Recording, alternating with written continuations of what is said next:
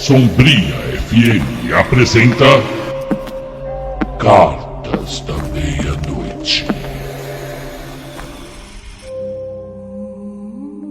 Boa noite, senhores ouvintes. Quem vos fala é a voz vazia, o suspiro que não vem, o telegrama da morte, o sonho inconstante, Mário Saudade, teu criado. Vejo a noite aqui da pequena janela do estúdio. As luzes dos carros se misturam, gotas descem e molham as calçadas.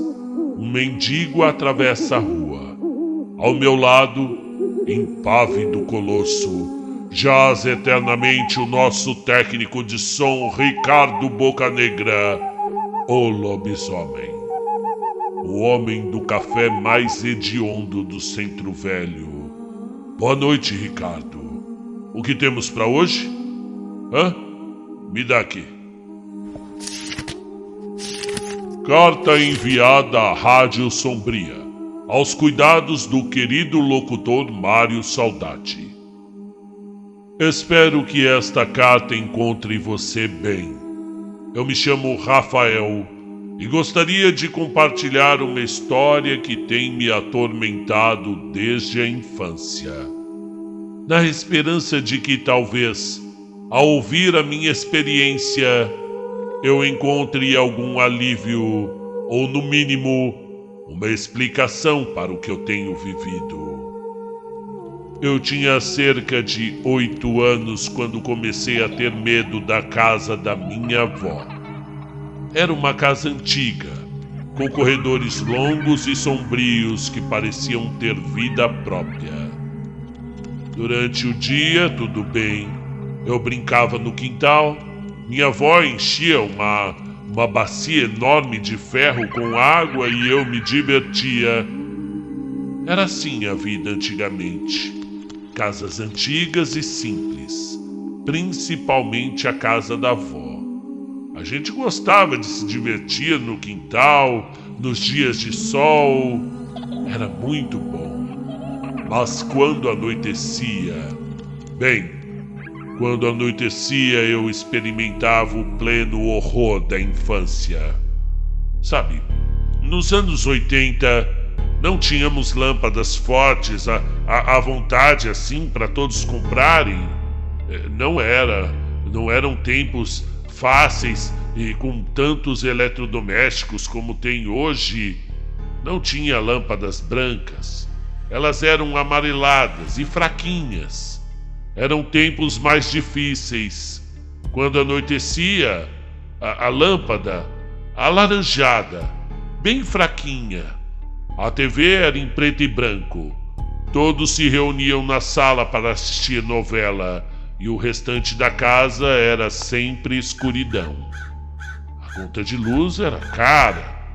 Não dava para ficar com vários quartos com a luz acesa. A minha avó e principalmente o meu avô não deixavam.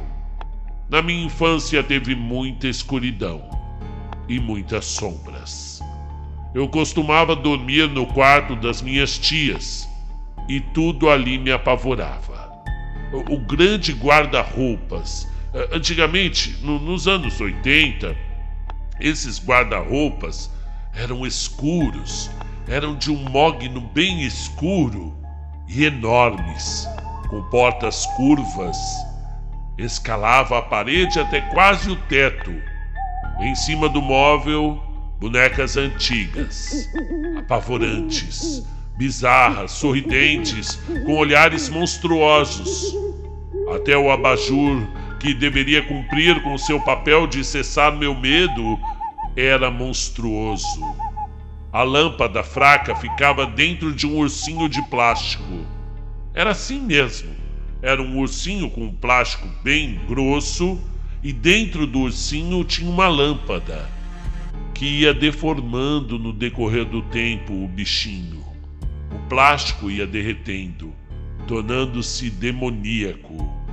Mas nada naquela casa era tão assustador do que o corredor que dava para o banheiro. Eu torcia para não precisar ir ao banheiro no meio da noite, mas mas eu não conseguia. Esse era o meu tormento. Eu sempre ia ao banheiro no meio da noite. Sentia um calafrio percorrendo ali a minha espinha, porque só tinha um banheiro na casa da minha avó. Era uma casa antiga e era um grande corredor.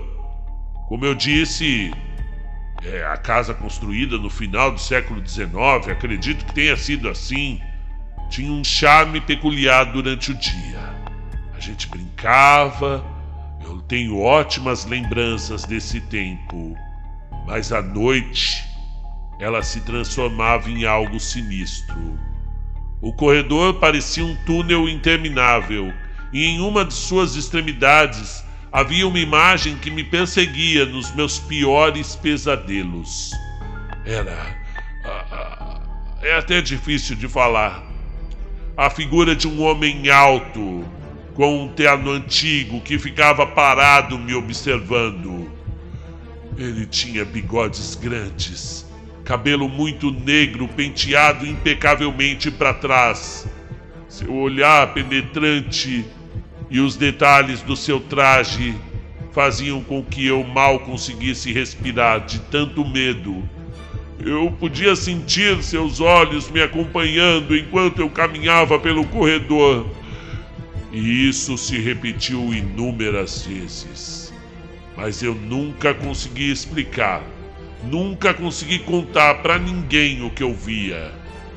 E era assim a casa da minha avó.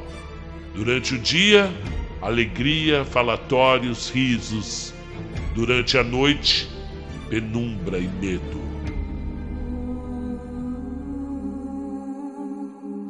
Os anos se passaram e essa imagem nunca desapareceu da minha memória.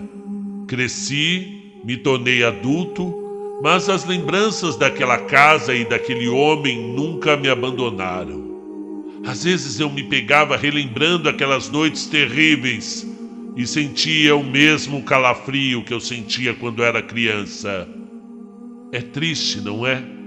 Como o medo não envelhece. Há pouco mais de 6 meses, eu me mudei para uma nova casa.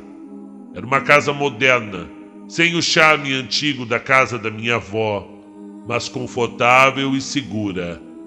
Pelo menos era o que eu pensava. Tudo mudou na primeira noite que eu passei ali sozinho. Quando eu fui ao banheiro no meio da noite, o mesmo costume de criança, eu senti um arrepio familiar. Ao olhar pelo corredor, lá estava ele. Lá estava o mesmo homem com o mesmo terno antigo, parado, me olhando, me observando. Meu coração quase parou. Pensei que estava ficando louco. Voltei correndo para o meu quarto, fechei a porta e fiquei acordado até o amanhecer, incapaz de dormir. Quando se é criança, existem muitas dúvidas. Você nunca sabe realmente o que é real, o que é fruto da sua imaginação. E outra, você pode chorar, pode chamar um adulto, ganhar um abraço e até duvidar mesmo daquilo que você viu. Mas quando se é um adulto, a coisa fica séria. Não existia mais a minha avó ali para me abraçar. Até a casa da minha avó já não mais existia. Quando se é adulto, de duas uma. Quando você é adulto, ou você começou a ficar maluco e é a hora de procurar um psiquiatra, ou realmente você está sendo perseguido por uma entidade sobrenatural. E eu sinceramente não sei qual é a pior opção. E desde então, essa aparição tem sido uma presença constante na minha casa. Não importa o que eu faça, ele sempre está lá me observando. Cheguei ao ponto de contratar um médium para investigar a minha casa. Ele passou horas aqui e no final me disse algo que me deixou ainda mais apavorado. Segundo ele, O homem que eu vejo é um espírito que está preso entre os dois mundos. E ele está tentando me avisar sobre algo terrível. O médium não conseguiu descobrir o que era, mas me aconselhou a não ignorar as aparições. Desesperado, decidi investigar o passado da minha nova casa. Descobri que ela foi construída, os seus alicerces era de uma casa muito antiga, que havia sido demolida décadas atrás. E então eu encontrei uma foto antiga da família que morava aqui antes. A família da casa que tinha sido derrubada. Meu sangue gelou quando eu vi a foto. Lá estava ele, o mesmo homem, com o mesmo terno ao lado de sua família. Descobri que ele tinha morrido tragicamente nesta mesma propriedade há mais de 100 anos. E eu não sei o que fazer. A presença desse homem na minha vida se tornou insuportável. Sinto que ele está tentando me dizer algo, mas não consigo entender o que. As noites são cada vez mais longas e assustadoras. Eu tenho medo de dormir, eu tenho medo de acordar, medo de viver nesta casa. Estou escrevendo para vocês na esperança de que alguém possa me ajudar a entender o que está acontecendo. E foi então que, na noite passada, tudo mudou. Fui acordado por um barulho alto, como se alguém tivesse derrubado algo pesado no chão. Levantei-me com cuidado, sentindo meu coração bater forte. Caminhei pelo corredor e lá estava ele, mais perto do que nunca, quase ao alcance do meu toque. Desta vez ele não estava apenas parado. Ele se aproximou de mim e com uma voz sussurrante e grave, disse algo que fez o meu sangue congelar. E foi o que ele disse: "Você precisa sair daqui. Eles estão vindo." Eu não sei quem são eles, mas eu sei que o meu tempo está se esgotando. Eu sinto que algo terrível está prestes a acontecer e temo que não haja como escapar. Por favor, se alguém ouvir essa carta e souber o que fazer, me ajude. Eu tô preso num pesadelo do qual eu não consigo acordar. Eu não consigo.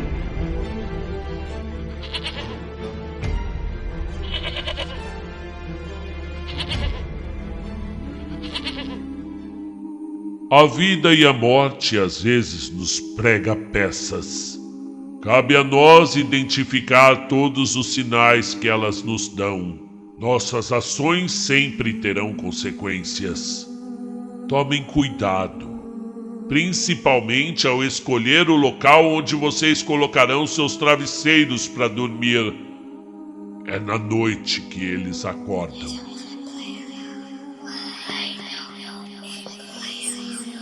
Meu nome é Mário Saudade, e esse foi o Cartas da Meia-Noite.